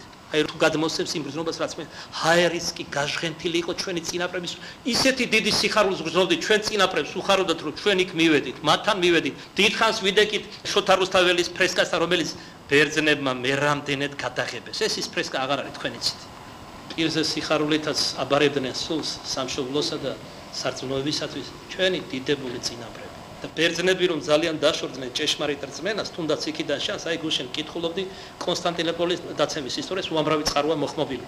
ვინ დაიპყრო? უკანასკნელმა სოდომიტმა დაიპყრო მათი დედაქალაქი, კონსტანტინოპოლი, მეჰმედ მეორემ, რომელსაც ბავშვების ჰარამხანებიც კი ჰქონდა, ბიჭუნების და გოგონების, აღარ ვიტყვი ახლა ქალების ჰარამხანებს. აი ესეთმა სოდომიტმა, აი ეს როგორ დაკნილებს დაცემული იყო, სოდომიტმა სლია ქალაქს კონსტანტინოპოლს, თუმცა მათი უკანასკნელი მეფე იყო სახელოვანი კონსტანტინე. გასაოცარი ვაჟკაცობით იბრძოდა სამშობლოსა და მართლმადიდებლობისათვის და მეჰმედ მეორემაც კი დასაჯა მისი არისტოკრატია იმის გამო რომ ოქრო მოუტანეს მერე, ჩააბარეს ზოგიერთი კარის გასაღები ქალაქისა. თქვენო ასეთ მეფეს არ ვერდგულეთო, როგორც კონსტანტინე იყო, თვითონ უყურებდა მის სახელოვან ბრძოლას. ჩემი ერთგული როგორ იქნები თუ მაჰმადიანის და ბრძანება გასა და თავები დააკრევინეს ყველას და მართალიც იყო. ღვთისნებით მოხდა ეს ყველაფერი. თუმცა მათ შორის იყვნენ სახელოვანი ქრისტიანი დიდებულების. მაგალითად, ერთ-ერთი დიდგვაროვანის დომესტიკი იყო, უმაღლესი თანამდებობა იყო ეს ბიზანტიის იმპერიის კარზე, დომესტიკის ვაჟი უქეს მეჰმედ მეორეს. 14 წლის ტურფა ყმაწვილი არის, ბიჭუნა იყო. და მამათმავლობისთვის უნდა ჰარამხანაში. შეუთვალა დომესტიკს და უარი უთხრა. წარმოიდგინე დაპყრობილი აქ, განადგურებული ქალაქი, დახუცილი იყო თითქმის ბერძნების დიდი ნაწილი და უარს ეუბნებ, როგორი ღირსეული ადამიანი იყო. შემდეგ გაგზავნა თავისი ვეზირები და შეიარაღებული ხალხი და მოაყვანინა დომესტიკის მისი ვაჟი ცოლის და ქალიშვილიც. და იგივე გაუმეორა რომ თავისი ნები ჩაებარებინა ჰარამხანაში ქალიშვილი ბავშვების ჰარამხანაში ქალწულებისა, ხოლო ვაჟი კი ვაჟებისა. უარი უთხრა დომესტიკმა და უარი განაცხადა 14 წლის ბავშვმა და თქვა რომ არასდროს სიწმინდეს ის არ შეიძლება იოსების ბიბლიური იოსების სიწმინდე გამოიჩინა. მაშინ განრისხებულმა მეჰმედ მეორემ ბრძანება გასცა რომ მთელი ოჯახი თავის კვეთით აღსრულებულიყო. მამამ დომესტიკმა მხოლოდ ერთი რამ ითხოვა სიკვდილის წინ. ჯერ შვილები დახოცეთ და და მერე იმიტომ კი არა რომ ეყურებინა შვილებს იმიტომ რომ ჩემი მოკლეთო შვილები არ შედრკენ და უარი არ თქვან ზაღლომანდური სიცოცხლის ფასად ეს ერთი სურვილი სიკვდილად მივალს აღუსვლა მეჰმედ მეორემ იმიტომ რომ მართალია სოდომიტი და სხვა იყო რომ მაშინ ბევრი ღირსეული რაღაც თვისებების იყო სხვათა შორის მოგვიანებით პატრიარქი რომელიც დააკენეს ეს პატრიარქი თორშტე ნიკოლოზ მეხუთე მეგობრობდა მეჰმედთან და თანდათანობით ქრისტიანობის მიმართ მოდრიკა მისი გული ეს ყოველ შემთხვევაში ბევრ რამეზე დაითანხმა და ბევრი სისასტიკისაგან იხდა იმ დროინდელი საქრისტიანო თავისი სამწყსო მოკლედ რო გითხრა და მეჩეთებად გადაკეთებით თუმცა ეს დიდხანს არ გაგრძელებულა მერე რაც მოხდა თქვენ კალგათის აია სოფია და პიროყოვლისა და დანარჩენი ყველა ტაძრები გადაკეთებული იქნა მათ შორის მოციქულთა რატომ მოიგონეს ეს ყველაფერი რაც სოდვები უნდა ქონოდა და ბიზანტიის კარს და საერთოდ ბერძენ ქრისტიანებს რომ აი ესე საზარელ დღეში ჩავარდნილი იყო მაგრამ ყველა თავისი მკვდარი იტიროს ლაზარე საქართველოს აკი ვახსენეთ დარია იმაში რომ ბიზანტია დაეცა და კონსტანტინოპოლი 1400 ლომის წილი ჯვაროსნებს ეკუთვნოდა ჯერ ჯვაროსნებმა დაანგრიეს გაძარცვეს დაასუსტეს როგორც ესეთი ბერძნების საერთო და მერე მიუგდეს მეჰმედ მეორეს იცით თქვენ ეს ამბავი თუ არ იცით ეს ის ჯვაროსნებია რომელსაც ათონი ააოხრეს ქრისტიანებმა ვითომდა მათ შორის ათონელი მამები ჩვენი რამდენი ტბაში დაახჩვეს ზოგრაფის მონასტერი ბულგართან მოწვეს გაძარცვეს სიწმინდეები არაერთი წმინდა და გაუხსნელი ნაწილი გაიტანეს ათონის მთიდან ეს ის ჯვაროსნები არიან რომელზე აღმატებული ზნეობით მაჰმადიანი სალადინიც კი იყო იერუსალიმის ბრძანებელი ფილმი მაინც ხო გინახავთ და შეგიდარებიათ მათი ეგრეთ წოდებული ქრისტიანი მეფე და სალადინი მუსულმანების მეფე ადამიანობით და ზნეობით ეს უფრო მაღლა იდგა ვიდრე ეგრეთ წოდებული ქრისტიანთა მეფე ასე მთავრდება ეს სუთი სოფელი ასეთებისთვის არა გრიალით არამედ სლუკუნით წინაპირობებით შეიქმნება ივერიის გაბწყინებისა და ეკლესიის აღორძინებისა. მალე გავხდები როგორც მოწმე ასე მონაწილე და მანამდის მონაწილე იმაში უნდა გავხდეთ, რაშიც ყველა ჭეშმარიტი ქართველი უნდა გახდეს. არა ქართველებისგან, ყველა ჭეშმარიტი ქრისტიანი უნდა გახდეს. როდესაც ესე იგი თომა მოვიდა დაგვიანებით და ითხოვა რომ ღვთისმშობლის აკლდამა გაეხსნათ, რაც აღასრულეს ქრისტეს მიერი სიყვარულით მოციქულებმა, ღვთისმშობელი იქ არ აღმოჩნდა. ერთ-ერთი გადმოცემა ამბობს რომ სწორედ ამ დროს მათ გამოეცხადათ ღვთისმშობლის აკლდამაში თავად ღვთისმშობელი მარიამი და ახარა მათ თავისი აღდგომა და ამაღლება. მეორე გადმოცემა და ეს უფრო სარწმუნო და უფრო მეტად არის გავრცელებული და სანდუა ამბობს რომ ამგვარად მქონდა ადგილი ღვთისმშობელ მარიამის გამოცხადებას მოციქულთა და მოწაფეთა მიმართ. როდესაც ისინი დაღლილი 3 დღე დაღამე უძილონი, უჭმელი, უსმელი, ლოცვა გალობაში, წირვა ლოცვაში იყვნენ, თუ გახსოვთ ეგ უკვე თქვით, მოbrunდნენ შინ უკან ერთად და დასწრენ ტრაპეზობად, რადგან ხორცი ესხა და ხორცი თავისას მოითხოვს, ერთი ადგილი მათ დატოვეს ტრადიციისაებრ ქრისტე მაცხოვრისთვის და პური იდო იმ ადგილას. ერთი ნაჭერი პური. სწორედ ამ დროს მათ გამოეცხადათ ღვთისმშობელი მარიამი ჰაერთა ზედა მოლივლივე და გიხაროდენით მიესალმა, მისალმების ფორმა იყო მას. ისე გაიხარეს მოციქულებს ერთბაშად ერთი მადლის მოქმედების ქვეშ ყველა მოჰკიდეს ხელი ამ პურს აამაღლეს ზევით და წამოიძახეს ყოვლადწმინდა ღვთისმშობელო გვაცხოვნენ ჩვენ ამ წეს დღეს ქვია პანაგია ბერძნულად ნიშნავს ყოვლადწმინდას ანუ ღვთისმშობელს ყოვლადწმინდა ღვთისმშობლის წესი ქვიან ეს მონასტრებში აი ათონზეც რო ვიყავით წესი არის როდესაც მორჩება ესე იგი წირვა ლოცვა გამოაქვთ ეს ნაჭერი პური დებენ ტრაპეზე და ბოლოს აამაღლებენ პანაგიის წესს ასრულებენ. გარკვეული პატარა ლოცვები ითქმის ამ დროს რა თქმა უნდა.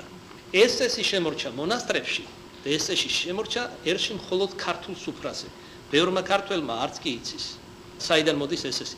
პირველი ჭიქა იყო ღმერთის სადიდებელი, კერძოდ ქრისტეშობის საგალობელი იყო, დიდება მაღალიანი. შემდეგ მშვიდობიანი კვერექსის მიხედვით ამობდა თამადად.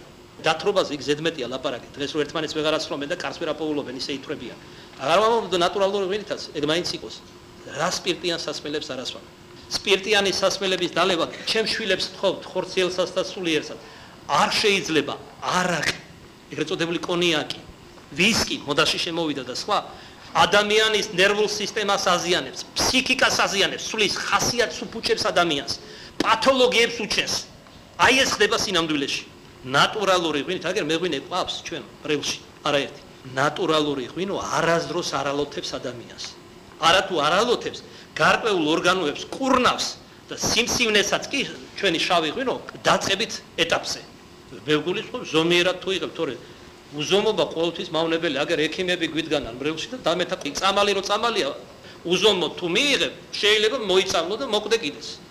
მართლმადიდებლობა ეს არის ზომიერება ყოველივეში.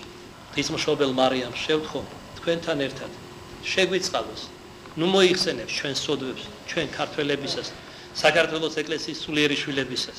შეგვინდოს შეწოდებანი. მეოხვე იყოს წინაშე ღვთისამაძღვრისა ჩვენისა. ლომგული გახადოს ქართველი ხალხი, ლომგული გული იღვიძებს ქართველში თუ თქვენ ხვდებით. ნელ-ნელა შიშიდან გამოდის ქართველი კაცი. ასეთი შეშინებული ქართველი კაცი მე არ მახსოვს. ისტორიის არც ერთ ფურცელზე ქართლის მატიანისა მე არ მომიკითხავს. კარჩაკეტილი ცხოვრებიდან გალაქტიონის სიტყვები და გავიდეთ მზესე.